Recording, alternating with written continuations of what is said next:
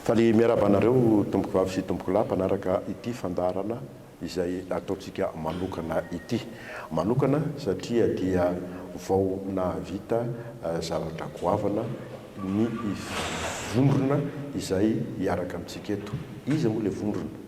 Vondrony hetsika federaly malagasy, VHFM.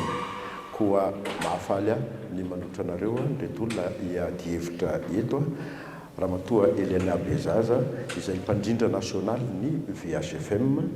Eo ihany koa Andriamatoa Babala izay mpitondra teny VHFM, ary ny fahatelo dia Andriamatoa Fanampera Bercy mpandrindra paritany avy any Toliara.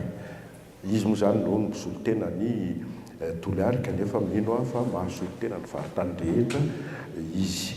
Iaraka amiko anentana an'izao fandarana zao ny namana mpanao gazety Rija Deboy. Miaraba anareo rehetra tompoko ary dia misaotra anareo amin'ity fandarana manokana ity. Araka ny nambarako tary am-boalohany Ramatoa Eliana Bezaza ianao ny fatoan'ny fanontaniako voalohany dia tafatsangana ny vondrona hetsika federaly malagasy. Ela ny ela raha fahalalako azy no misy an'izay fivondronan'ireo olona mpandala ny federalisme eto Madagasikara. Ary ianao anisany tena nanetsiketsika an'izay hatramin'ny ela. Manantena avy ianao fa ho tonga amin'izay tanjony eritreretin'ny federalista ity vondrona ity. Fangaraba nareo mpanao gazety Joanjo Voajanahary sy Rija Deboy. Fa koa miaraba ny mpijery sy mpanaraka fahitalavitra rehetra manaraka ity fandarana ity. Manontany ianao hoe manantena ve ianao fa ho tonga amin'ny tanjona irina? Inona ary le tanjona irina? Le tanjona irina dia tsotra kely. Ny hipetrahana ny rafitra federaly eto Madagasikara. Zany no antony ivononay association sy antoko politika maromaro olon-tsotra olona tsara sitrapo ao anatin'ity vondrony hetsika federaly malagasy ity. Ka matoa zay ny lofo manao anazy ity dia tena tsy vitany manantena fa mahatoky tanteraka fa na oenana tsy maintsy ho tonga amin'izay. Iverina kely ara-tantara tompoko raha sitrakao. Ny tena nahafantarana ny federalista sy ny olona mpanetsiketsika federalisme teto Madagasikara dia noho ny antony ara-politika tamin'ny 1970 rehefa nitranga ny hery velona tamin'izany dia nisehona nohotra azy tamin'ny alalan'ny hoe federalista dia teo no azo lazaina hoe nanomboana. Ivantana amin'ireo manokana ako ianao zanaky ny repoblika voalohany, tsy nisy nieritreritry an'izany ange tamin'ny repoblika voalohany ianao federalisme sa ianao zany no ohatrany hoe nivoatra avy ianao dia hitondra an'izay foto-kevitra izay. Ny antony tsy nisian'izany tamin'ny repoblika voalohany ho azavaiko eto. Tamin'ny repoblika voalohany misy le hoe euphorie de l'indépendance et de l'unité nationale. Zay nitarihany dadabe Tsiranana. Tsy hoe akory hoe tsy tia ny federalista izy sy ny ekipa niaraka taminy, fa nahita hevitra hafa zareo nampiarina tamin'izany fotoana izany dia le lalàna 62 097 raha tsy diso ny atao hoe budget provincial. Ka ny budget provincial mitovy tsisy vaka ny principany amin'ny resaka federalisme. Fa tamin'izany fotoana izany hafa ny fomba fisainana, hafa ny environnement, tsy misy resaka federalisme satria le décentralisation mbola tsara toetra angamba ny mpitondra tamin'izany fotoana izany ary tena niany hoe ahoana ny ampiravana ny fahasambarana malagasy. Ka io resaka budget provincial io tena décentralisation. Io le lazaina foana hoe décentralisation effective. Fa raha ohatra hoe ka nandeha tsara ny décentralisation effective tamin'ny taona manaraka rehetra, tsisy olona resaka federalisme mihitsy ny tena. Fa no raha général Ramanantsoa ny zavatra io tamina lara 73 014 73 015 tamin'ny mois de mars 1973 izy no ataontsika hoe babany fivaolongony ny fahefana sy ny vola ao amin'ny foibe ny fitondram-panjakana nesorina tany amin'ny faritany ny fikirakirana ny vola ny loharam-bola ny fahefana rehetra dia nampiakarina ty Antananarivo amin'ny direction d'impôt ny volam-panjakana rehetrarehetra ary tsy miverina tany raha tsy sitrapony le foibe ny fitondram-panjakana indray. Io zany mba tiako fantatsika hoe zay le zavatra miova. Raha tsisy an'izay anefa mitohy ihany ny budget provincial ngamba atao fa tsisy olona mitakitaky amin'ity zavatra ity. Fa teraka teo zany hoe fitiavan-tena ny foibe ny fitondram-panjakana ka mahay le puissance lasa coloniser Madagascar. Lasa colonie Madagascar manontolo e. Colonie izy, colonie ny foibe ny pouvoir central. Dia rehefa colonie ianao, dikan'izany ianao tsy manana décision, tsy manana fahefana, tsy manana vola, fa zay bekon'olona ihany ny ataonao ary tsy afaka ianao mamokatra na miary raha tsy sitrapony le olonao. Dikan'izany mila misomenaka, manao kolokolo, tondra vola, zay daholo, zay fandehan'ny zavatra rehetra Madagasikara. Ka misy fotoana kosa tokony atao hoe stop. Tsika mety tsy afaka hiverina intsony le toe-tsaina taloha satria miova loatra le toe-tsaina tany amin'ny dadabe-tsiranana. Fa kosa androany dia hita anatin'ny modely eran-tany rehetrarehetra fa ny modely fédéral zay tsy atinany be da be ny firenena mampiatra an'io rehefa nidiniana hoe raha ohatra ka afantoka amin'ny fiainana sy ny environnement sy ny kolotsaina misy eto Madagasikara dia zay solution tsara indrindra. Tompoko, ny fanontaniako dia ianao miteny firenena any ivelany. Raha ataoko hoe ny resaka alphabétisation fotsiny dia ambany be ny niveau eto Madagasikara. Anendrika ny Suisse tsika, anendrika ny États-Unis tsika, ho zaka ny toe-tsaina malagasy ve zany le fédéralisme tianareo apetraka tompoko?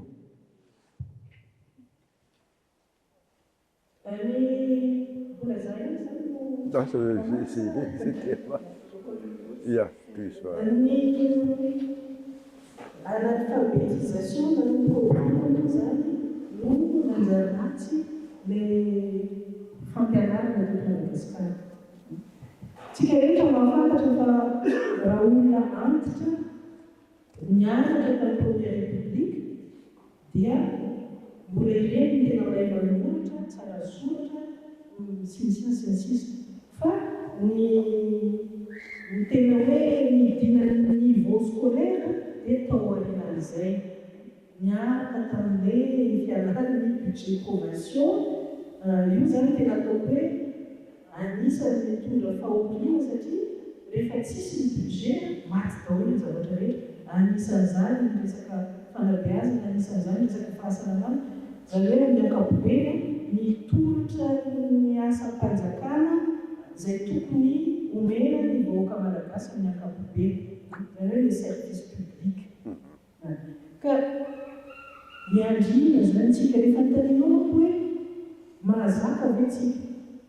Ianao ve mahita hoe mahazaka tsika amin'izao analphabétisme sy tsy fahaizana sy abadona mieripatrana zao? Ka tsy tokony ho tsy fiovana atao ve? Fa raha ity zavatra misy ity sy niveau scolaire miala, ny abandon ny école be da be, ny chiffre ny banque mondiale 90% ny zaza malagasy folo taona tsy mahay mamaky teny, tsy mahay manoratra. Zany hoe folo isan-jato ihany. Zay no répertorié. Fa tadidio fa tsy ny vahoaka malagasy rehetra répertorié.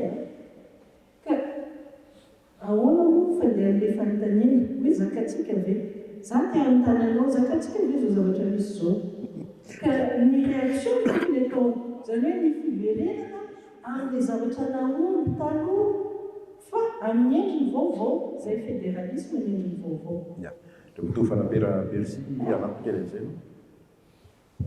Fanarahantsika rehetrarehetra aloha manatrika eto, misaotrana koa naiky fangatanahy mba hanatrika aty émission spéciale ity. Aloha ny areko zay fampirenina zay dia misy resakely tiako apetraka hoe andro lehibe misoratra amin'ny tantara ty andro androany ty. Na inona miseho amin'ny tantara Madagasikara ao aorianan'ity daty zay misy antsika androany ty dia tsy maintsy ho voasoratra ao anatin'izay tantara zay ty androany ty. Ny antony dia efa ela be no tsy nahitana amin'izany hoe Madagasikara ray manontolo amin'ny ray hetsika amin'ny hanivana zavatra vaovao eto Madagasikara. Efa ela be fa tamin'ny double tamin'ny 1947 angamba no nahitana amin'izany farany dia zao tsika eto. Andro lehibe koa ty andro ty satria zao amin'ity toerana ty zay anaovantsika ny fandaharana ankehitriny dia toerana izay arahantsika malala fa misy any ny fifonenany Dadabetsiranana. Dadabetsiranana izay fantatsika fa ny fitondrany no farany nahitana araky ny resainy zovavy tato hoe ny farany nahitana an'izany hoe budget provincial zany. Androany ato amin'ny fifonenany ity koa no anaovana ny fanombohana ny lancement alavitsina ny Québec, ny lancement ny hetsika vaovao hamerena ny zava-bita teo aloha zay nasarotra malagasy ary hanaovana ny soa mihoatra amin'izay koa mbola toy ny fanazavana ny fahafelofana mbola ato amin'ity amin'izay ndray mombay manokana mbola tato amin'ity toerana ity koa no tamin'ny 2023 no nanomboako zany eritreretra hoe hanao politika zany. Ataoko elatsisy aloha fa hamaly amin'ny fanontaniana tato zao hoe noho ny méthode d'alphabétisation ambany dia ambany moa ve zakan'ny malagasy zavatra zay. Rehefa tapitra ny fanjanahantany dia misy statistika misy misoratra zany 12% ny vahoaka malagasy no lettré zany hoe alphabétisé zany. Nefa tamin'izay fotoana zay inona mipetraka ny décentralisation zay retrika la nombre de 1960 jusqu'à 1972. Dia raha petraka zay fampanizay tamin'izay fotoana zay hoe zakan'ny malagasy dia misy zakan'ny malagasy. Nefa hitantsika ny efficacité, hitantsika ny avantage rehetrarehetra azo tamin'ny fisian'io décentralisation zay natrano araky ny tokony izy araky ny soratra tao amin'ny lalam-pahamehana. Donc raha zao vanim-potoana antsika zao zany raha ohatra ka amin'ny base ny hoe ny taux d'alphabétisation zay misy amin'izao atao fa tsy dia zay loatra ny olana, tsy dia zay loatra ny olana satria tsika eto tsy hoe ho avy hampianatra ny atao hoe fédéralisme fa tsika eto dia avy hampihatra ny constitution raha ohatra ka tafapetraka ny constitution io. Zay angamba no rekomandy zay ary fanapique tamin'ny fotoana Thomas Sankara rehefa izy niakatra teo amin'ny fitondrana ny taux d'alphabétisation dia ambany dia ambany koa. Amin'ny fotoana nakany Thomas Sankara fitondrana mandapen'ny nahafaty azy dia niakatra à 90% ny taux d'alphabétisation. Donc io resaka volonté politique io fa inona ny base ny volonté politique hitondra Thomas Sankara azy fotoan'izay, inona ny base ny volonté politique hitondrantsika azy zao. Atao zay tafapetraka eto dia ny base ny volonté politique tena hitondrana azy dia ny fédéralisme. Iverena mazava ny resaka alphabétisation fa raha nanazava nareo teo momba ny hoe le fanafoanana ny budget provinciaux tena nampitotongana amin'ny fiainan'ny malagasy ary mitarika anareo ka sao dia ilay budget provinciaux no ezahana averina sa lasa lavitra kokoa ny état fédéral ny fédéralisme rehefa zay no atao. Ohatra ny monsieur basé amin'ilay hoe budget provinciaux foana mantsy madame Bezazy saiko oui Andriamatoa Babala. Mengenai fiarovana ny tsika rehetra ary miarahaba tsika zay manaraka hoe fandahara. Izy moa zany resaka teo casquette des professions. Vous avez déjà dans l'identité, c'est smart. Voilà, c'est bien sûr que nous, en tant que fabricant de la fédération, vous avez Armand Madagascar, action pour la rénovation de Madagascar. Juste un cas, vous avez plateforme à nous à 100% qui a déjà été à la République fédérale. Comme il dit, c'est que Marisma, je dis, bien certainement, c'est une année qui est di amal fantanyo daw awon ni di professeur ou le travail avec c'est le médecin de la fédérale vous avez si ça c'est bon et quand on est à 66 ans et ils ont bien dit ali il faut bien les constitution zela et certaines au Madagascar et quand on perd la daolo théorie province autonome théorie décentralisation effective, animal gaga, zenatud, vous savez, dans le contexte, le pays de zenatud, tia, Amérique, République fédérale du Ouest, tout le la constitution de 2007, Manambar, vous savez, Madagascar, elle a une structure décentralisée, c'est une province, on dit à la région, c'est tout comme cette région. Tout les fidèles ou réconcilier régionaux, potentiel pour la ZER, c'est l'application de la langue comme la Constitution.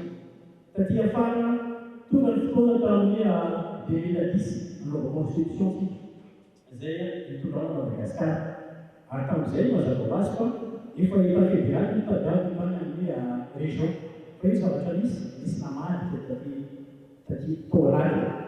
Nous, on a fait la langue. L'autorité impériale est la constitution forme de l'État de Madagascar. Ils ont l'histoire de la constitution, ils ont l'article 3, ils ont l'économie financière administrative, ni la province, ni les régions. C'est intéressant au lien l'article 3. Allez, il est intéressant au article 157, 157, 158, il faut soutenir. Zambé, vous pensez à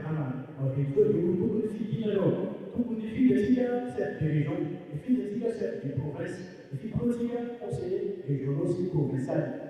Des autres. Marnawe, vous avez des gens et la ville, provincial. Et vous avez cette compétence, vous avez tir. C'est-à-dire, nous sommes dans la lame, vous avez ici, Madagascar. Intian. Vous savez, il est fédéral, il faut Mahmoud, en femme de Tchad, femme pension, c'est lié avec le futur. C'est l'histoire, il y a la centralisation, la monopolisation, faut avoir une femme en pandémie de la rang. Ya, misy fantaniny levoa teo dia tiako hitarina kely le izy. Misy modèle maromaro ny fédéralisme eto ambonin'ny tany.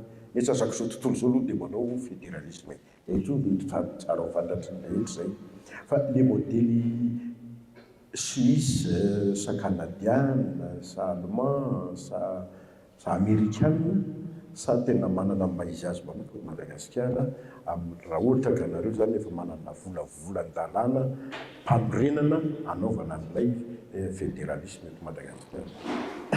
Basically,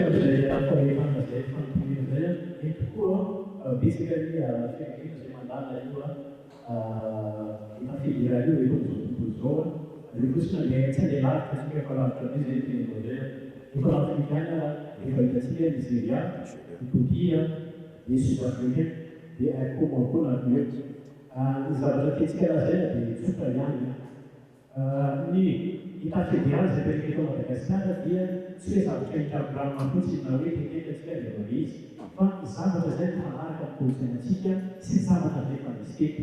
Ketika saya Farah New Ita fédéral saya influensi itu sebenarnya nyata. Dia Miss Malman Choice di China saya Miss itu dari satu kampung itu Madagascar. Yona bisa tahu Ita fédéral sampai kita sampai misy atao hoe karazana hoe fatana fédéral zany hoe province fédéré maro manahy amin'io zavatra io hoe misy fanjakana maromaro eto Madagasikara mifototra amina économie ve no anaovana an'ilay province fédéré sa mifototra amina foko sa mifototra amina géographie sa mifototra amina inona hitondratsika azy mazava ho azy fa raha resaka hoe tsy état fédéré fotsy zalazana anazy fa hoe province fédéré zany hoe fahatany fédéral itsika dia efa manana structure hatrizay io manko zany maro vi hoe structure mapetraka amin'ny frantsay la soko hoe avela eo ataony zavatra napetraka frantsay izy zany zavatra tsara navelany betsaka ny malana nambarany teny maro tokodrafitrasy tsy ratsy zay fa ny zavatra ratsy io tsy ho aitsika midika zay fa efa manana sy province na tsy manino natao say province rohatra ka zay moa zany vahoaka malagasy maro izy fa ireo ihany ireo sy province io dia fa ahafahana mampirega ny ametatsika ny état fédéral eto Madagasikara. Mbola nohy madame Bizazy. Resaka ny maneran-tany ianao rehefa jerena ny maneran-tany États-Unis, Allemagne, Suisse na dia samy tandrefana aza fa fédéralisme tsy mitovy. Zay indrindra mantsy. Ohatran'izany koa ny Afrika. Na dia samy ny Afrika aza fa ny Éthiopie tsy mitovy amin'ny Nigéria. Dia midika zany fa tsy misy fédéralisme anankiray fa fédéralisme rehetra dia mifantoka amin'ny kolontsaina ny firenena hipetrahana.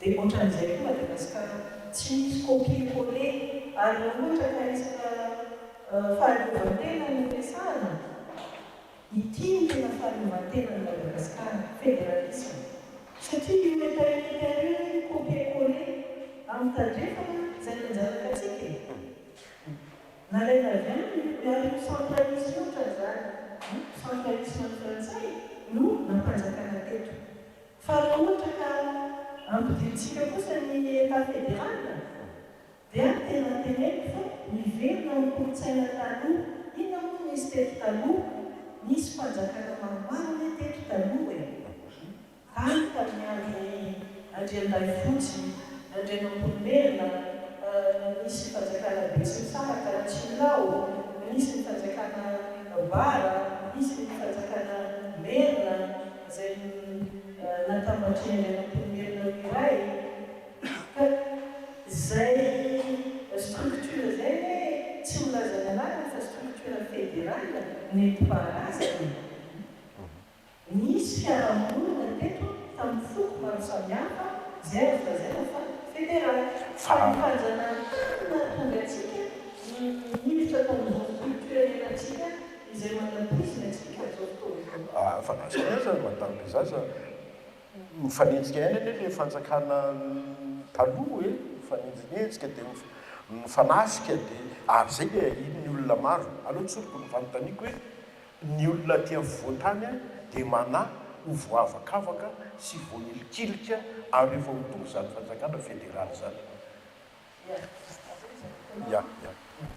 Marina fa ny tantara misy ny fanenjika tsy maintsy misy ny bagera fa ny tena gera tonga teto hoe za mahatsiaro hoe isan'izany hoe mpanjaka ravahiny zany sy mpanjaka andrianam-polomerina mifankaty zany ary ny fahalohany misy fiarahamonina teto Madagasikara misy mpanjaka folo tena misy fifankatiavana tamin'izany fotoana zany fa oviana vao nanomboka ny miady rehefa tonga ny anglisy no namporisika ny mpanjaka radama anao conquête nanomboka teo dia misy koa miady ny anglisy ny frantsay zay ny frantsay koa no tonga nanao colonisation dia zay natonga antsika miady eto Madagasikara fa azo lazaina fa talohan'izay tsy dia mbola misy ady loatra fa au contraire aza fihavanana fangalana vady any amin'ny foko hafa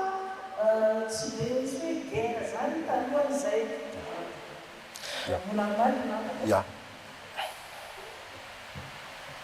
Alena zany aleona fanazavana zay dia mitsinjoratsiretsika statistika ratsiretsika mitantara hoe hatrany na zavatsika tany izany hatranyizao mety lavitra be zay mety maromaro ampitaneo zay rahatabia mifanarana ty mety tsy atakatra zany hoe ino atsabotra seo tany atram'izay mazatra fa tao hoe tsika manomboka ny 2000 de tamin'ny taona 2000 mahazonana nombora ny tena hoe resaka frustration tsika centralisme mody misy nafahataneza nanenjika atsika mahitsy resaka eo nanenjika ohatra satria ny olona Antananarivo misatrika teo dia nanenjika ny olona amin'ny Antananarivo no mana olona amin'ny Antananarivo ary mifatana na inona ny krizy miseho izay famille manomboka tamin'ny 2000 mandratisika zao ataoko fa tsy misy zavatra ka tsy hoe tsika androany anao fédéralisme alika fa mbola tsy zany fédéralisme zany ty Madagasikara mbola tsy zany fédéralisme zany donc tsy misy zany olona afaka miteny hoe zao sy zao ny zavatra mety hiseho azo atao ny matahotra fa tsy hoe koa ngamba ny matahotra amin'ny zavatra mbola tsy misy ka ekeny fa misy olo matahotra ekeny fa misy ny olona tokony resena lavitra fa amiko zany tsy tokony ataotra ny olona Antananarivo ka hoe hisy ny famonjena ary hisy ny fandoasana hisy ny zavatra tokony mamoafaly amin'ny soapavana malagasy foa amin'ny fiavarana malagasy zay zavatra zay zay ngamba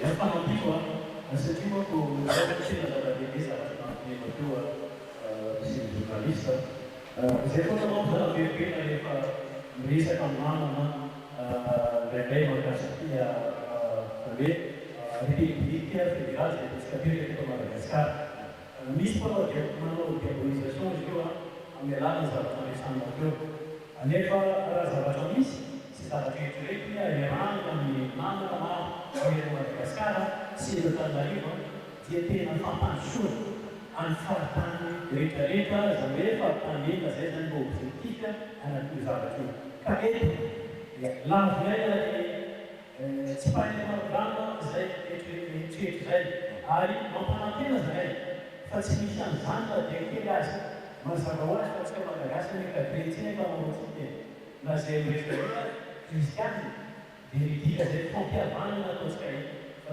tsy fampidimana sanatembara ary manentana zay ho an'izay mbola matoatozy andrompandroso Madagasikara ajanona zay ary resaka diabolisation zay fa zay ihany tsy mampandrotsika azy zay mampasika eny ary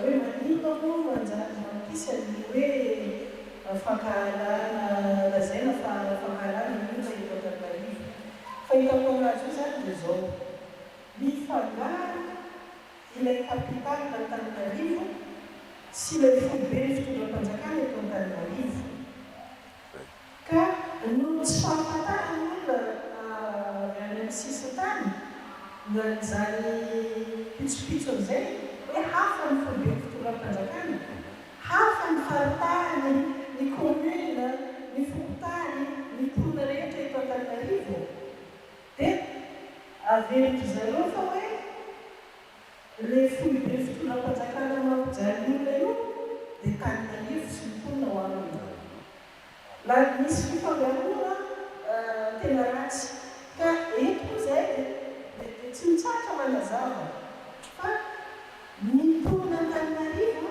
dia victime ny resaka état militaire ihany koa ny mponina Antananarivo marina fa mety hoe ambonimbony sasany niveau de vie fa mbola niveau de vie tsy metrika malagasy ihany ny fahitanay azy ary malagasy rehetra dia miaina anatin'ny frustration mahafantatra ny tokony fiainany nefa mahita n'ilay tena fiainany na dia miasa milofo tsy misy vakansa mandritry ny taona aza dia tsy atakatra mihitsy le nofinofo na dia lazina hoe vakansa mba hoe zay tena ny mponina eto Madagasikara ny ankapobeny dia mijaly ary anatin'izany ny mponina Antananarivo zay ampitsaindraka eto fa ny mamokatra indrina ary ny tena mamokatra hetra maro indrina satria tena ambefapolo zato hetra eto Madagasikara dia miaingana miasa ny olona eto Antananarivo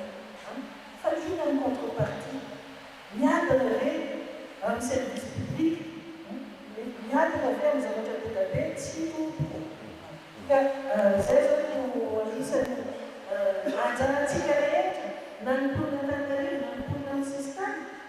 mazava amin'ny praitan-drazana hoe zahay mponantananarivo zao anatiny, zahay dia tsy fombe fitondram-panjakana, zahay dia tsy ao anatin'ny tambazotra manjakazaka, manao tompony Madagasikara, manao tompony autorisation, licence, affectation, justice, rehetrarehetra. Fa zahay dia mponina mitady anjaranay fotsiny. Zany hoe tena fanamarena kely fotsiny ary dia tena zava-dehibe tena tato Helena Bezary zay satria le fanafangaronany hoe fitondrana foibe izay niorina eto amin'ny renivohitry Madagasikara olana fa tsy ny olona na ny foko na ny olona izay mipetraka eto amin'ny faritany Antananarivo fotsiny. Mazava angamba zay fa hiditra amin'ny resaka atao hoe administration amin'izay ary raha ny fahitana an'ireny any États-Unis any amin'ny tany mandroso ireny dia misy gouvernement kely ao anatin'le atao hoe état fédéral kely ao anatin'zareo. Tsy hita hoe sody kosa ny ara hoe fitiavan-tena ihany, miala tsiny somary mahitsy kely izy satria hoe tsy mahazo hoe ahoana ny fomba mba hidira ao anaty gouvernement.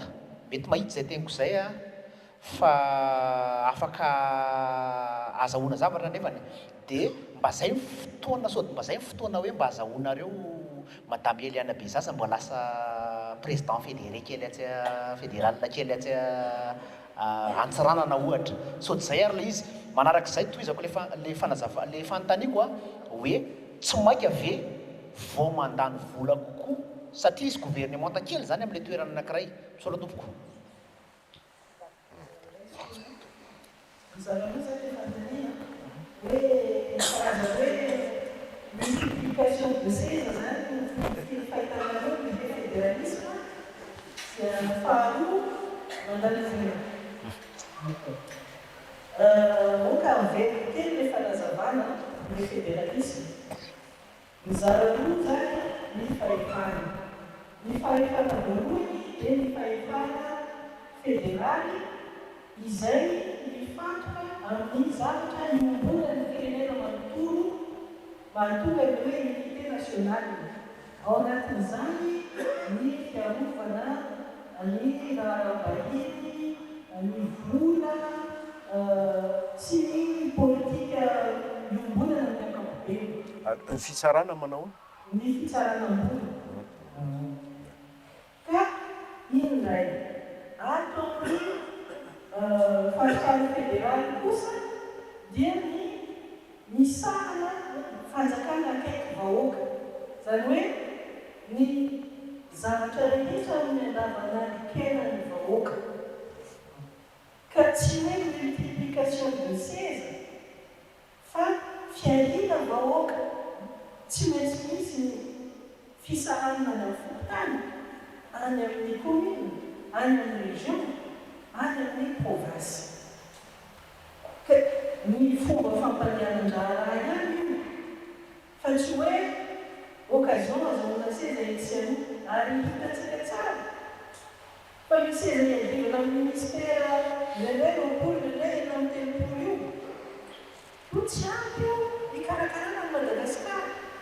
Mialatsika aiza ny voakarakara io, ahoana ny famokarana any amin'ny faritany, any amin'ny faritra. Fa ny zavatra hitanay dia ny olona avy teo foibe ny fitondram-panjakana maika andeha hitrandraka ny harena kibotany any amin'ny faritra rehetra any, izay tsy hita hoe aiza ny afaran'ny harena kibotany ary efa niverany sasisa fitiavan'izay ny fitiavan-tena amiko. Fa tsy hoe ny olona hikarakara faritany fédéraly no atao hoe fitiavan-tena. Le fanontaniana faharoa hoe sao dia mandany vola kokoa zany le fanjakana fédéraly. Mazava ho azy fa fametrahana voalohany amin'ny dingana voalohany tsy maintsy misy koa amin'ny fanavozana ny hafitra sy ny famindram-pahefana amin'ny any faritany. Kanefa raha resaka fanadim-bola no resahana, amiko investissement zany. investissement mba azahoana fiainana tsara ho an'ny malagasy. Fa le tena fandaniam-bola amiko dia izao zavatra misy izao mbola mitohy ny fahatarana fampandrosoana, ny fahatanjan'alina, ny zavatra mitainita hoe tsy mety amin'izao etainita zay ny fandaniam-bola ary ny fandaniam-bola fahatara ataony fotoana anefa tsy misy vokany mipaka any amin'ny vahoaka. Fa ny fandaniam-bola raha atao any amin'ny Eta federala dia sady akaiky vahoaka ny filàna mazava tsara avy amin'ny vahoaka ary ny zavatra tena ilain'ny vahoaka no anapita vola ary ny vahoaka afaka manara-maso ary afaka mandray anjara amin'ny faholavolana ny politika akaiky azy. Amiko zany tsy fandaniana fa tena fikajiana tsara ny volam-panjakana tsy olan'ilany fahatara. Firenena tokana ihany ve Madagasikara sa mila visa olona avy amin'ny province anankiray ho any amin'ny province anankiray? Zany koa dia resahana anaty fiarahamonina any lafa miresaka fitenena misy. Ia, resaka international koa zany resaka migration. Io moa zany le zavatra tafiditra ao anatin'le constitution hoe misy atao hoe international. Io moa zay moa zany atao amin'ny famarana hoe irentsika malagasy dia hoe antera sy agré iray ihany na identité iray ihany mpanampanondro dia iteny iray ihany Madagasikara iray mitoroa iray izay tonga sy rehetrarehetra io fa kosa misy ny gouverner any amin'ny fahatany. Midika zay fa na hoaiza anao na ony anatsimo na ny anavaratra na nandefa na atsinanana na haitonytany tsy misy tompony na ny passeport zany mahalaka Madagasikara eo avytalinarehetra afaka avakany Tomasina eo Tomasina afaka miara-malaka eto Antananarivo. Dia midika zay fa misy unité nationale na miresaka politique io na miresaka économie na ny sosialy sy amin'ny kolotsaina rehetrarehetra mazava ho azy zay Ya, dia faramina volana aby zay sa ndalefa Manome constitution zay zany dia soratra tsara ao anatiny hoe ny Madagasikara dia malagasy na amin'ny amin'ny dia anatiny koa fata tsara ny atao hoe liberté de circulation. Naiza andehanany eto amin'ity faritsy firenena malagasy afaka mandeha. Misy mantsika tonga hitarikina ny Eta fédérale na ataontsika ohatra tsy exera ny Eta fédérale mandeha sisa zany resaka passeport zany tsy misy resaka passeport zao fa liberté de circulation izy raizay. Ampisin'izay ohatra zany fisy aby zay resaka hoe passeport zay efa tsy fitsonany zany ho Malagasy eo ny fisarana zay tapapelaka nefa zahay sy manana an'izay kanikina hoe ansaraka ny Malagasy zay na hoe zakana ny olona atao amin'ny état fédéré fédération na province fédéré fédération vato hoe province fédéré fédération sy mamidrena tena izy fandafina tena ao anatin'ny constitution zay ao anatin'ny constitution déjà natokana hoe 70% ny budget ny vola ivelona resaky fanjakana fédéral ray zany dia mijanona ao amin'ny localité. Zany hoe raha androany koa ny commune bisky citoyenneté fametrahana la province 98% zay mankatao fanjakana fédéral. Zany hoe raha olona anankiray 2000 francs zany dia 2000 francs zany mijanona ao aminy. 2000 francs dia afahany mitantaka ny commune misy azy raha resika hoe ny commune amin'ny constitution fédérale bateraka dia fitopolo isan-jato minitra no mitranga eo aminy. Roapolo isan-jato makany amin'ny fanjakana fédéral fide dia folo isan-jato ao anatin'ny effort hitamana ny famela ao antony ahafahana ao antony tsy misy resaka fanjakana fa ao amin'izay zavatra satria raha omarina na nana justa 2000 francs anaova ny fiaina ny commune atao rampitso rahabetatra zay ny antenanay dia ny vola zay afaka ampiasana anaovako milindako ny fiainany tomobily. Ijanona am'pirena ataozany le micro le madefanapera satria ianao mpandritra filialy ianao zany. Anisan'ny tena cimetière de projet foana ho titulaire ty ahoana rehefa ho avy fitotany zay fédéralisme zay anahoana titulaire anahoana titulaire le vaotonany fédéralisme satria titulaire dia cimetière de projet foana hatram'izay.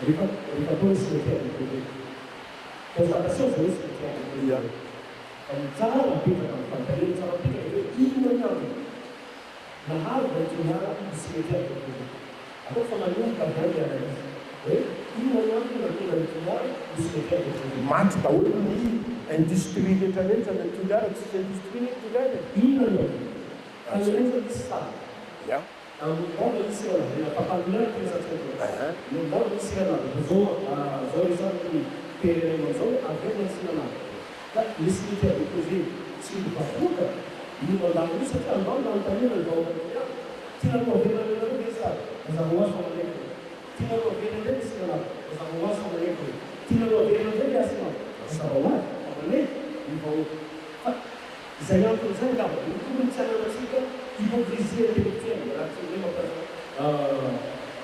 teny volana fa izay mila ananatsika fanontaniana dia asahintsika miatsy miasy hoe ino alioaty alioaty io mba tsy hitantsika bebe koa zay zay noato moanisa mahalemba ny taty ny état fédéral. Ya, tonga didizako le lotsika ny fanontaniako madame Bezaza. Ya. Raha tiliara no malaza ny cimetière de projet dia izy zany no mitananazy fa Madagasikara rehetra no cimetière de projet. Mahajana misy sotema, misy banana, misy fanaovana ciment, misy fanaovana tomate concentré, maty daholo zany rehetra zany.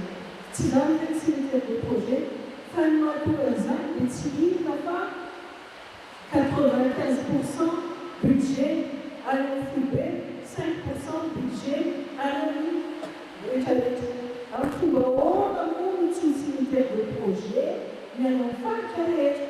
Faritra rehetra ny cimetière de projet na dia Antananarivo manana chance fa Antananarivo dia vohitra satria mifangaro amin'ny foibé.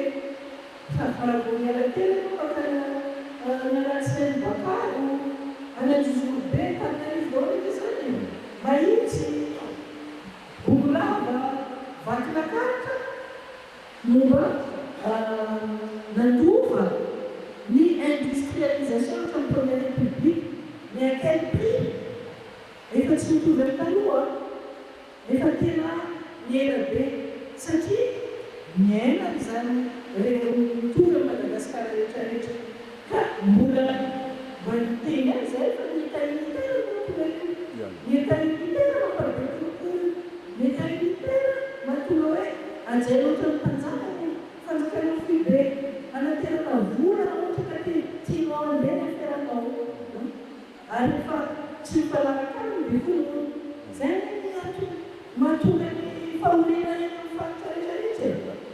Ya, cimetière zany zay. ya. Ndao ary.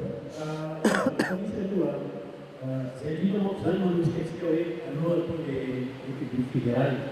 Il est parce que Madagascar. Il est parce que Madagascar parce qu'il y avait un système centraliste mondial, c'est un besoin de progression. C'est-à-dire, les plus de temps que les Mahara et Mal, la commission est foutue. Si les foutue de ce qu'on va dire, on va dire, on va bien. Les valeurs qui sont importantes, c'est les camps pour la pandémie. Lesson dalam mengenai awal bisnes sabun mana buat setiap progres mereka sama potensi ekonomi asal nama itu. Saya sabun itu fan fuga tu apa lagi buat tidak terfikir tak boleh kampanye. Arama ini sebenarnya semua itu sih positif. Tapi saya dia informasi pada kuliah kan rehefa zatra manao monopolisation ia ty tena fantaniko ahoana ny zaka économique mihitsy hoe samy manana potentialité ozy izy a misy hoe babalady eo mifaritra tsirairay avy fanazarina zany misy faritra tsy manana vela ny faritra reny a rehefa tonga ny état fédéral. Ia tsara zay toerampifampitanian'izay amin'ny constitution zay ampirekantsika to tsy natao hoe constitution mipetatoka satria zavatra nandalo fanadihadiana natalana izy ary tamin'ny juriste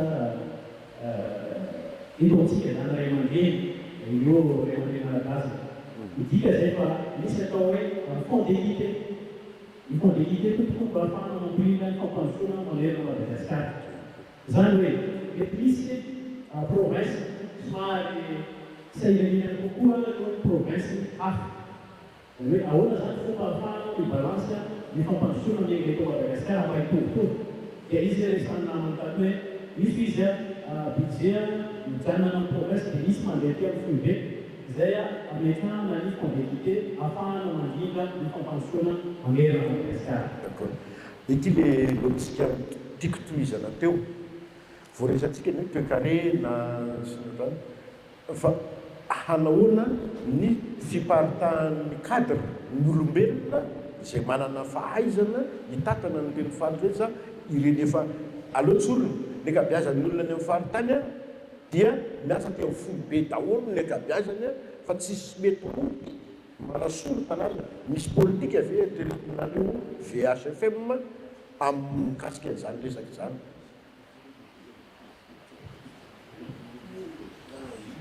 Ia tsy maintsy zany misy politika ampiano amin'ny fotoana io satria marina tenao presque ty nohon'ny décentralisation presque hoe aty daholo ny olona rehetra fa amin'ny fotoana io tsy maintsy misy ny politika ataontsika hoe miparika zany hoe mety misy zany atao hoe avantage ho an'izay olona manaiky mandeha manofana na miasa any amin'ny province zay misy tsy maintsy misy ny fisaliana satria io zany tsy automatique ary tsy anarana samena koa mieritreritra an'izay fa proposition fotsiny anay fa ny mazava ho azy fa ty constitution ty tsy maintsy hodiniana any amin'ny concertation nationale ary ny vahoaka malagasy rehetra no mandinika an'izay fotoana izay fa ninay de proposition fotsiny mba hisian'le constitution fédérale ka efa tafiditra amin'ny pitsopitsotlala zany ianao amin'ny questionao mazava ho azy fa tsy resaka teknika moa zany hoe ohatrany hoe ahoana natao misarika olona resaka marketing ihany koa ka atao fa tsy dia zay loatra ny sarotra indrindra amin'ny io satria za matoto fa betsaka ny originaire ny faritra mateondeloko any amin'ny faritra misy azy ka raha ohatra ka misy azay rafitra zay plus ny fisaliana sy avantage tsy dia any loatra zany ny olona rehetra tsy hoe raikitra ohatrany napôly tsy maintsy petraka ary tsy voatery koa hoe ny olona avy any amin'ny tany misy azy any fa ny malagasy rehetra afaka mandeha Madagasikara manontolo raha misy olona originaire ny Tananarivo maniry mba te hiasa ny filiale any Majanga sisy manaka an'izany.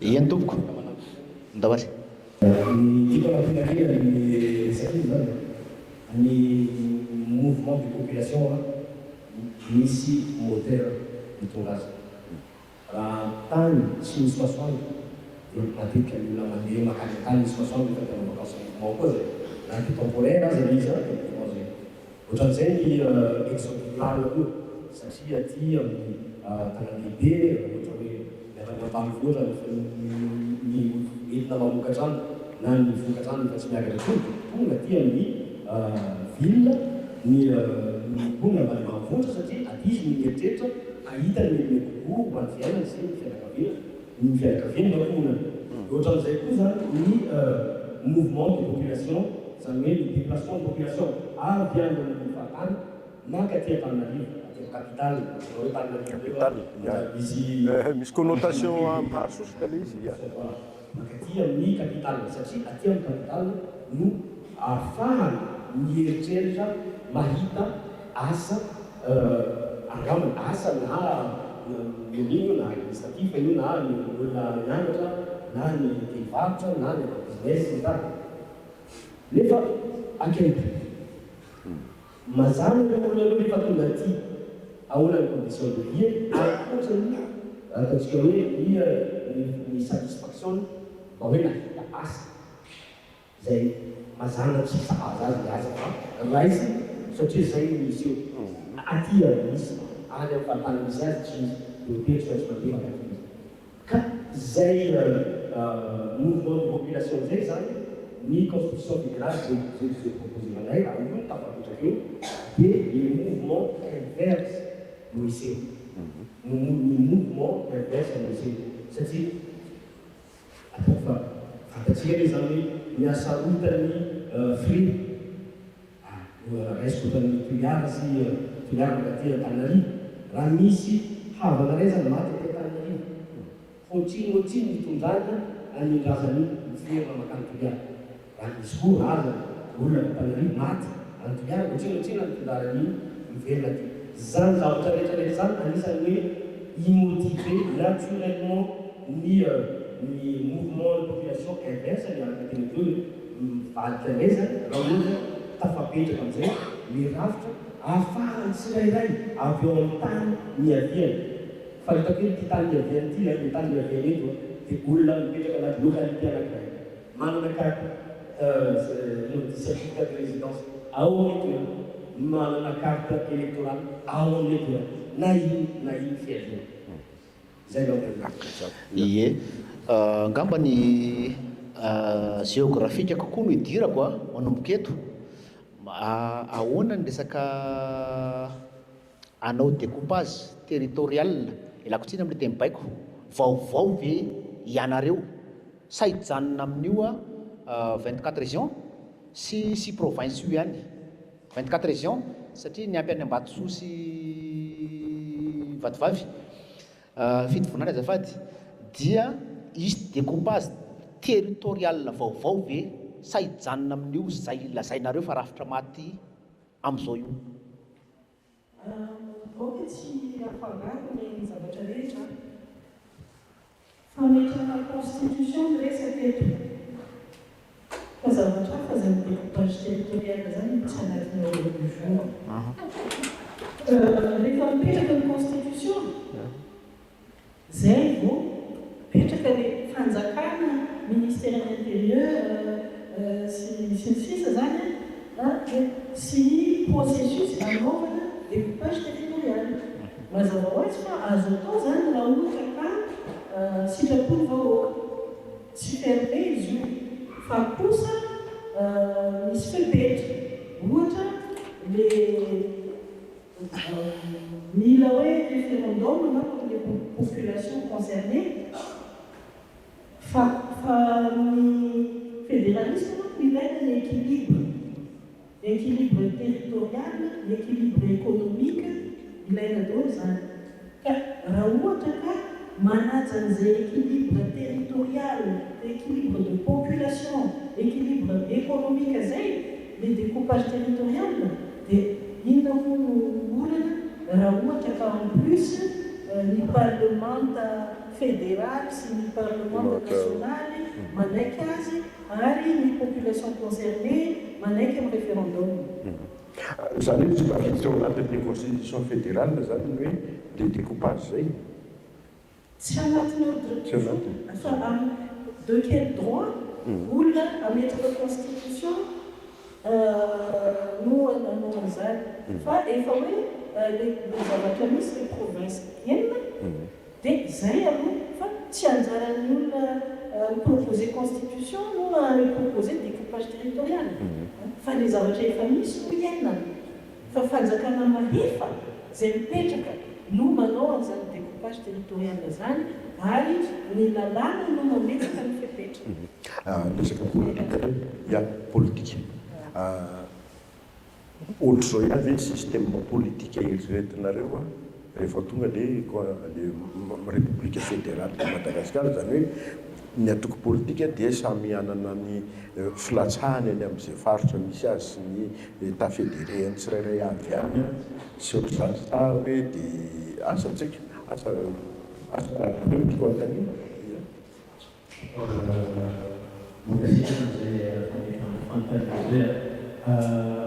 Les constitutions, les impératifs, le projet de constitution de la il y a en réalisation de projet de démocratie, de démocratie, en même temps, la République a participé à l'élection de l'Allemagne, où elle a fait ce débat à la Congrès. Les pays, c'est pas les pays, mais il y a des signes, il y a la marche, não partidas, não há de falar. As horas são possível a rua de museu não faz a jornalista na escola na obra do país na farmácia sabe que para ali pode ir até na Marega no governo na Marega as fotos e não mais a rua de Carolina muitas vezes o ali competir com a ali vai ter que ver para ali assim não anda não ele até também essa parte política mereka bergeser mau bersama bisnis parti politik. Nih fungsinya baik kita fungsi saya. Cukup fungsinya di parti politik itu baik. Jadi saya tuh di Indonesia cukup ya. Hari saya itu sekarang di parti, boleh parti bos, nawi parti kuat, nanti saya dengar.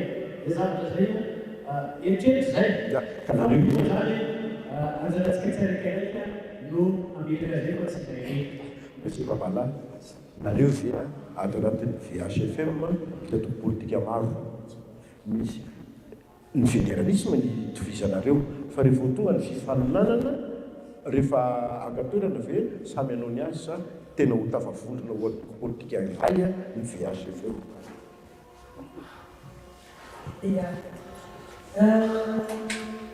Misy tanjona zany mampiaraka reny zao dia ny fametrahana ny fédéralisme. Fa ny politika ao anatiny dia samy manana ny objectifany, ny projet de société, samy manana ny individualité ny politique ka tsy azo terena kosa hoe tsy maintsy miaraka fotsika na ivelany tanjona iarahan'ity maha-plateforme anay dia izavatra itovizanay tanjona metraka dia fitondrana fédéral. Fa tsisy olona azo sakanana raha ohatra ka ilatsaka amin'ny zaty sy zahoa libre amandro politika azy. Ny tiako ampiakely fotsiny rehefa mipetraka ny fanjakana fédéraly dia ho voatsara masitsika kokoa ny atoko politika satria ny vahoaka tena sady amona vola politika no anara-maso ny mpitondra fanjakana. Ka raha ohatra ka misy politika komikomiky mila seza fotsiny fa tsy naombra dia ataoko fa ho voatsara avy hatrany. Zany hoe mise en cause l'existence ny antoko politika entre guillemets tsy sérieux. Ty tena fanontaniana tsaikina sarotra ampli sarotra anareo zany any amin'ny expérience ana firenena hafa le izy any États-Unis dia fantatsika fa akamoatra tena mazava misy fanjakana fédéraly manaiky ny famonon'olona zany fanamelohanao faty misy fanjakana tsy manaiky peine de mort. Manahoana isika rehefa ho tonga izay zavatra zay samy anana ny lalam-panorenana keliny sy ny lalana keliny isaka mifaraka fédéré ahoana fomba handrana an'izany. Misy zany ny lalam-panorenana iarahantsika reniny zany ka ny principe dia tokana samy afaka manao ny lalam-panorenana raha ohatra ka tsy mifanotra amin'ny lalam-panorenana reniny. Ataoko fa tsy mifanotra ny peine de mort accepté any États-Unis amin'ny ankapobeny matoa misy état manaiky azy fa raha ohatra ka tamin'ny lalàm-panorenana reniny tsy misy peine de mort dia tsy possible mihitsy hoe misy état akonan'izany ka mitovy an'izany ia ia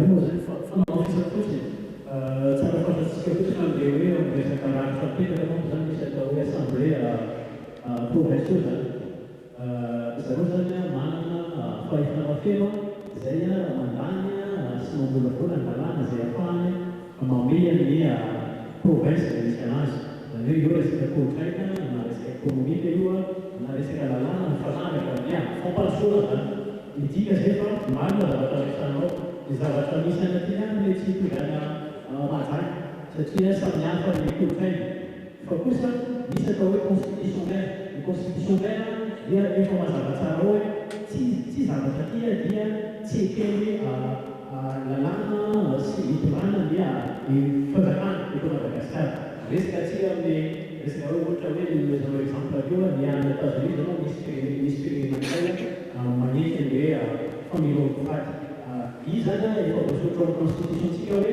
atsika zany manaja ny droit midika zay fa tsy maintsy zay zavatra voasoratra amin'ny constitution vert ihany io arahany any amin'ny constitution zay lazaintsika fa zanakely le izy dia zay nabe andrasany akamoata tena mazava ako a resaka dina samy manana ny fomba ametrahany dina ny tsirairay ny any melaky hafa ny any sofia hafa ny any faritra bitsileo hafa sy ny sisa ahoana ny fomba samy anao mapety azy vea rehefa tsaiky zao efa le firenena samy manao ny appliqué azy iny zany tsy loatra maro ny mampiasa zay fomba teny zay mba justement amsekola hoe isy manezany azy hoe samy mifampisintaka isika tsy any loatra le izy tsy any loatra hoe samy manao ny appliqué azy fa samy ezaka handamina hoe exemple etinamelo hoe règlement sociétal zany hoe règlement na société zany hoe zao ngava ny mety akoanay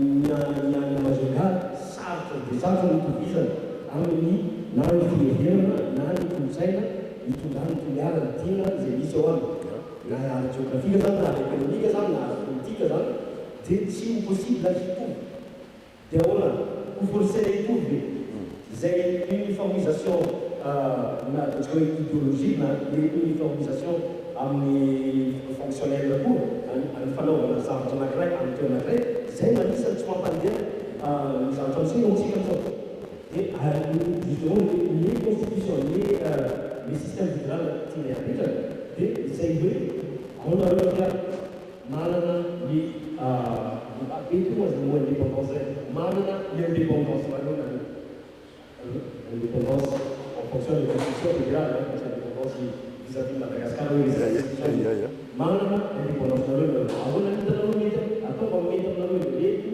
ny matériel juridique mety ny levier hiarovany fanjakana ny fahafanareo manao an'izay zavatra zay ary mety kosa ny moyen anakana ny fanjakana na ohatra ka nareo mihoatra ny décision raisonareo par rapport amin'ny zavatra misy ao anatin'ny constitution zay mihita hoe samy manao ny mety any miteo zay le izy misy miaosakely azafady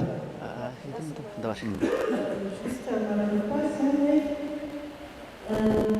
ny pouvoir avy amin'ny fédéral na makany amin'ny fédéré dia tsy pouvoir manara-maso ny fanarahan-dalàna fa tsy misy pouvoir manakana an'izay tokony atao manana fahafahana feno ny farakany fédéraly anao zay politika ilainy vahoakany amin'ny alalan'ny parlement fédéral donc zay zany misy iverina kely eo amin'ny Persia ako zanaky toliara tsy mororo rehefa tonga any ho tanteraka zany le atao hoe projet anareo état fédéral Izany hoe ny ressource ao amin'le faritany na le faritra ihany no ampiasaina hamelomana le faritany. Percy ny dadanao dia nitolona mafy tao amin'ny resaka atao hoe base toliara, resahako le izy satria nitolona ny rainao, ianao koa anatin'izany mety anaiky ve zany Percy rapitso tsy afaka pitso satria ho atao ressource le faritany toliara le vary mahadato tompoko. Tsara zany hoe mampafantatra hoe inona ny antony tsy nanekeny vahoaka toliara, ny ankamaroany vahoaka toliara tsy naneky amin'ny base toliara tanzany izay faranakaizana. Ny antony voalohany dia izay tsy fahitana izay avantage. Fa inona ny avantage? Ny avantage voalohany dia ny fireconnaisseva ny base toliara hoe rehefa olona rehetra izay monina amin'ity tany anaovana exploitation ity no mananteny voalohany amin'ny fametrahana ny condition, la misy condition afaka acceptena ekeny amin'ny proposition contre base toliara. Nefa izay zavatra izay tsy misy. Manomboka eo zany raha ohatra ka faussé ho ekena le projet base toliara.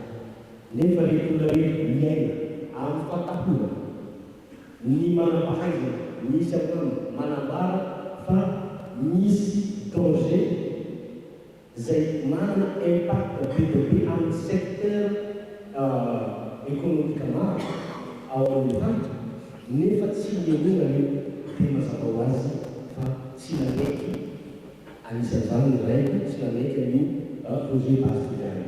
Androany base toliara ny varoka raha ohatra mbola nale procédé nampiasany base toliara no apetrakely amezaka communication fitapitaka fanomezana vola tozakoa mba hampaneky an'ireo izay notable ou soi-disant notable dia miezaka desilahatra ny vahoaka amin'izao fampiasaina fotsika resaka zao raha mamondana zany efa dia tsy maneky ny fisiany varavara ao toliara. Maneky ao fa mbola maro ny secteur afaka exploitena ny potentialité raha tsy resaka fotsiny ny tourisme, raha tsy resaka fotsiny ny agriculture, manino samabotsy taitsika dia base toliara manayantsika varavara faty izay zaharena mipetraka any amin'ny 60 mètres any ambany tany. Nefa ty eto ambony tany izay ianareo mety tsy jeretsika dahoana zany.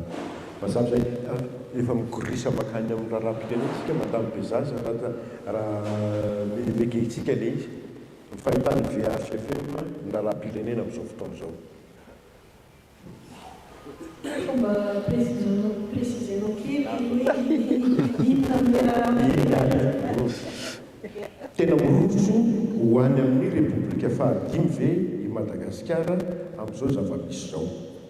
Ny raharaha politika, ny ara-toekarena, fifandraisantsika amin'ny raisam-pirenena sy ny sisy. Raha ny antoko-pisy ny fitondrana fanavaozana dia izay mihitsy hiroso any amin'ny république fahadimy. Karazana tetezamita ihany izy io na dia maro ny milaza hoe tsy tetezamita fa nay raha hiala avy ato andeha ary dia miampita dia tetezana ihany. Tetezana zay. Ka izay zany mission principale fa mahafanjakana azy hoe izy tsy maintsy miaina tena amin'ny vahoaka.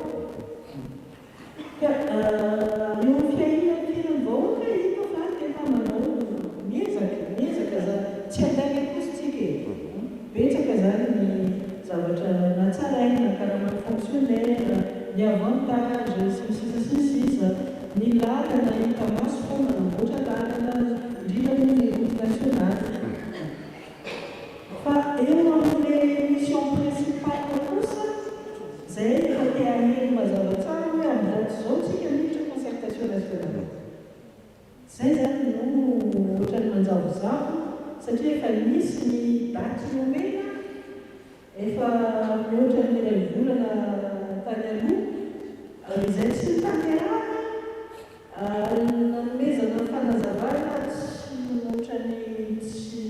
mazava somary sy lahatra. somary sy lahatra.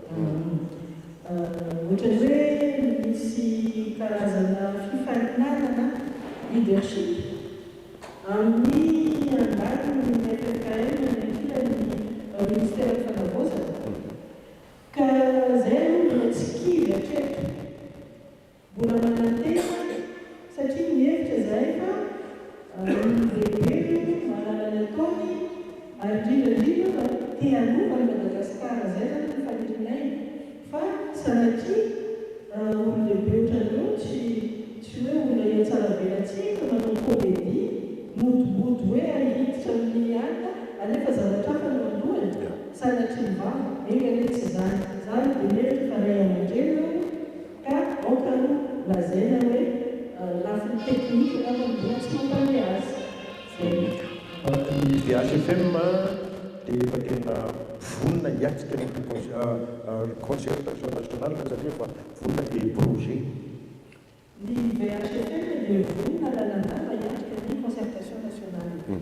Zay tsisy fanamby. Mazava ia. Dia mato babala ia mbola nampeny.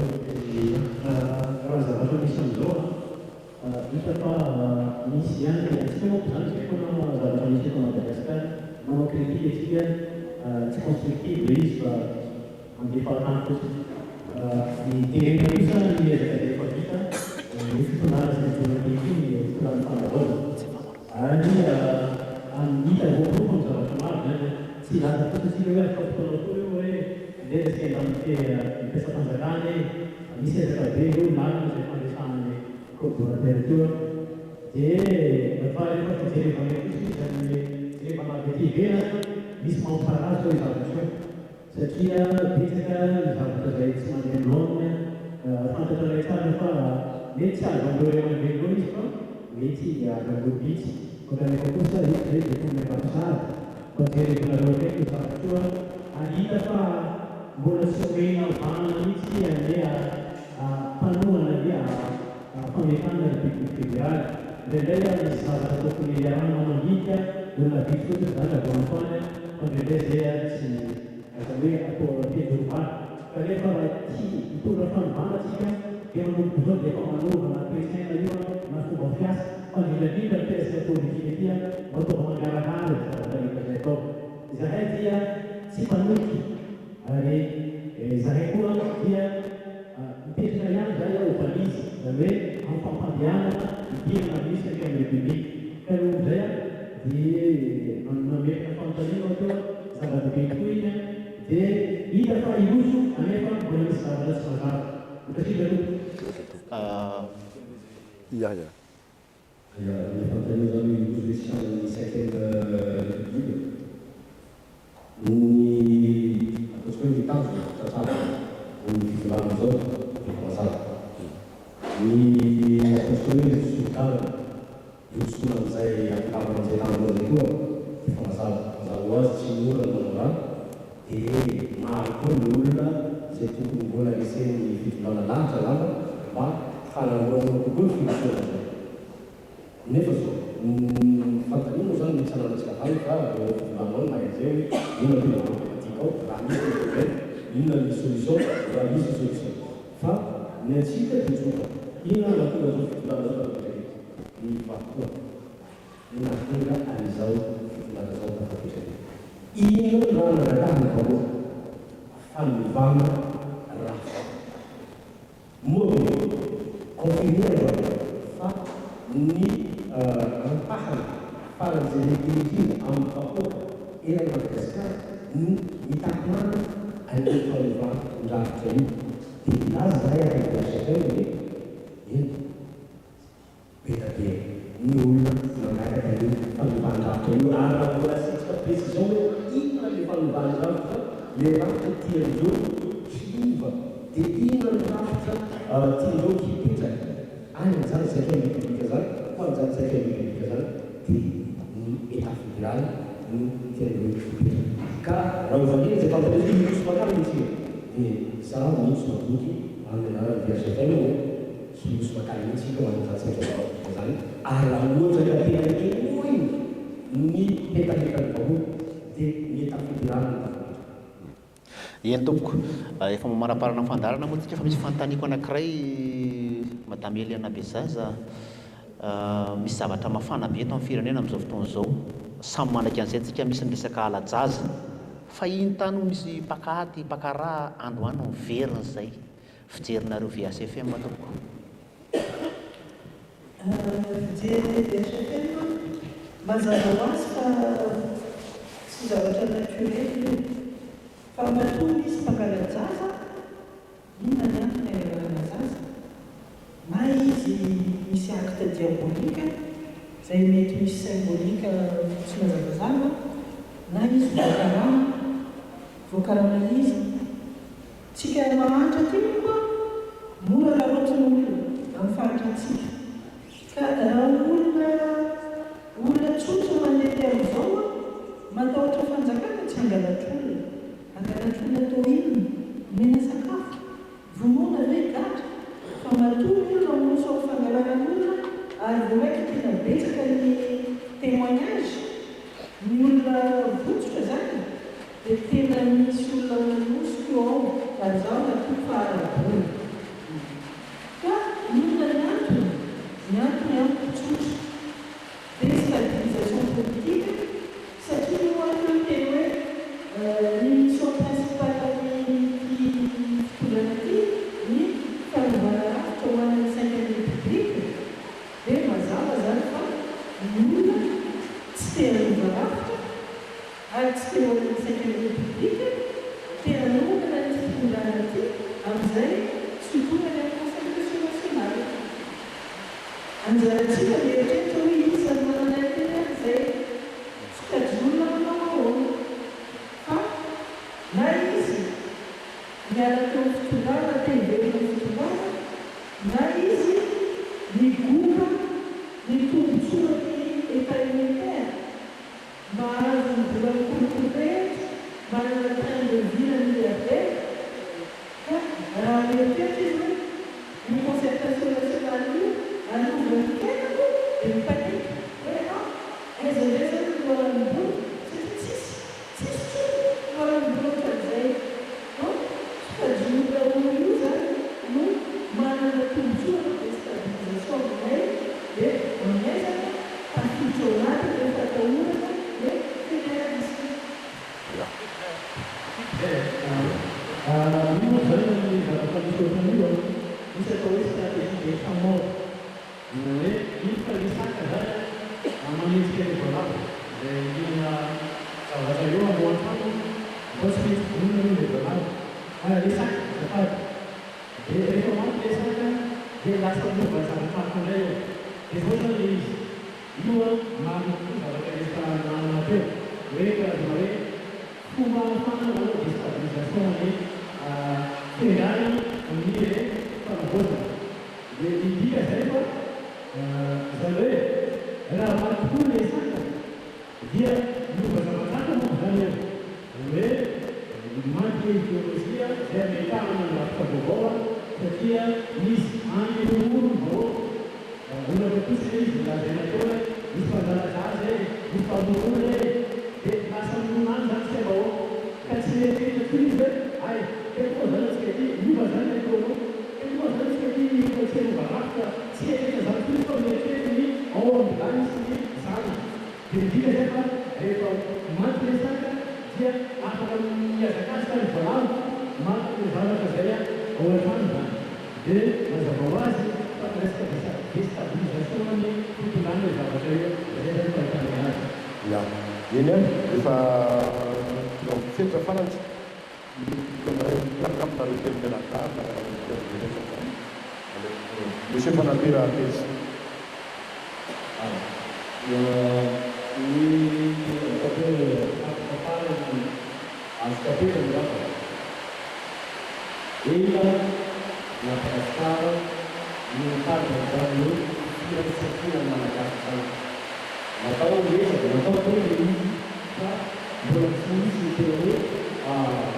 Applicação do grupo essa aqui da universidade. Antoine, Anzol, doutor da universidade. Anzol, doutor da universidade. Que ici, nous participons, nous proposer un livre sur fédérale andefa mivalivaka zay angatana ny vaovao ka aokatsika sy diso rendez-vous amin'ity rendez-vous zay apetaky ny tantara ho antsika vahoaka malagasy rehetra mivana indrindra indrindra ho antsika mitaky mianatara ny vaka fédéraly eto Madagasikara. Misy tenazy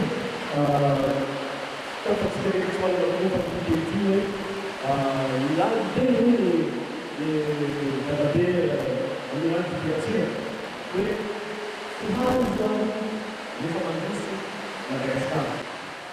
Izao maroteny ô dadabe, j'espère que parleremo une fois fa hitsanga zahay tsy maintsy hitsanga zahay famohanao satria mandroso Madagasikara.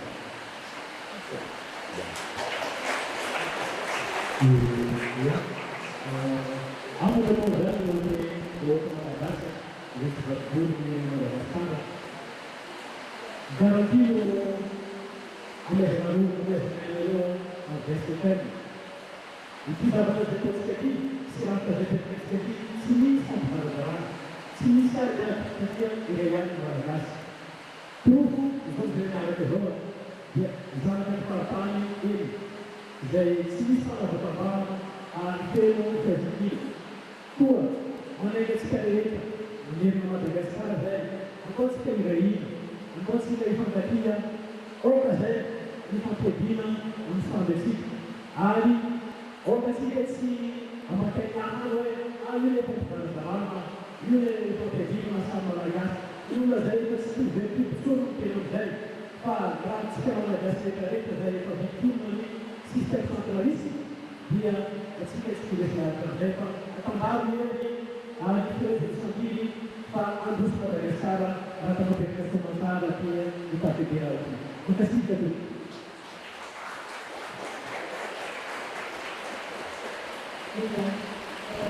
tsy diova ny sakilako teto ny farakina zay teto fa tsy fivakisan'ny firenena tsy fampifaramazana tsy fampiadina folo ny etat fédéral fa nisy teo fandrindrana fanjakana malagasy tsy naomby fa rehefa nisy fandrindrana hita fa tsy naomby ataoko fahamanakazay tsika rehetra dia tovana fandrindrana hafa naomby zay fotsiny le izy fa tsy tokony aratsina tsy tokony hosorampotaka fa raha mbola misy olona manosopotaka tsy manaratsy dia midika zany fa manana tombontsoa manokana izy tsy ampiova le zavatra satria miaina eo amboniny fahantrany vahoaka malagasy tsy vatovolo koa manainga atsika rehetra mba tena andika sy mampiatra ny tombontsoatsika manainga atsika rehetra mba hieritreritra ny zanaka sy ny taranaka satria raha miaina hoe aza atao betsaka ny préparation efa azony renseignement fa tsy hoe dioavy ndray efa misy mampotaka efa misy organisation mandeha dia miainao hoe tsy nara-pahametra ny fifidianana tsy mety ny fifidianana ara-pahametrana sy ny sisa sy ny sisa fa aokatsika mba heritreritra ny zanakitsika satria raha nienipolo taona lasa teo ny mbola toizana tsy enipolo taona koa fa folo taona dia tsy fantatro hoe lavaka mitsopitsika aiza no ilatsaraka ankamaron'olona ary eo mbitsy mieritreritra fa mahazo tombontsoa manokany eo hoe tsy ho salama amin'ny volana rany akory satria tsy hanana sécurité amin'ny fomba ohatra no hinanan'ny lalina ny vola azony izay alalakany amintsika malagasy misy olona anankiray migadra ny mauriciana io zany hoe tena nanao ny capture départ io zany tena hoe symbole an'le zavatra rehetrarehetra nolazaiko teo fa io io tsy nandeha reny fa misy tambazotra marobe. Io tsy voatery hoe filoham-pirenena, tsy voatery hoe premier ministre, ministre, reny mandalo fotsiny. Fa misy tambazotra mipetraka, efa zadra professionnel ao amin'ny fobe fitondram-panjakana ao, izay tena hoe tompony Madagasikara amin'ny fomba tsy mety. Io zany le adinany. Efa tsy tokony menatra tsika manao dénonciation satria manam-pahavana ny firenena. Ka io zany no iresahako amintsika rehetra malagasy hoe andao mitolona daholo ho amin'ny tombotsoantsika sy ho amin'ny tombotsoany taranakitsika. Ka ny solution tokana hitanay fahavitana miady amin'ny fivamombona ny fahefana sy ny vola ampelatana ny olombitsy dia ny fizarana fahefana sy ny vola mifanontran'izay. Zay zany ny solution fédérale zay hitaonanay VHFM ny malagasy rehetra eran'ny Madagasikara mba hanaraka anazy ity. Sotra tompoko. Ya, ry zareo avy amin'ny vondrony etsika fédéraly malagasy no mitondra ny fanazavana teto izay mariana ihany dia efa nahavita ny volavolan-dalàna mpanorenana mahakasika ny République fédérale eto Madagasikara. Isorana azy ireo zany tsy kely menan-tany ireo rehetra izay mpanosona tonga teto ary koa namana ritsara. Voya izay niaraka nanetana tamin'ny teto tapitra ny fandarantsika velomana.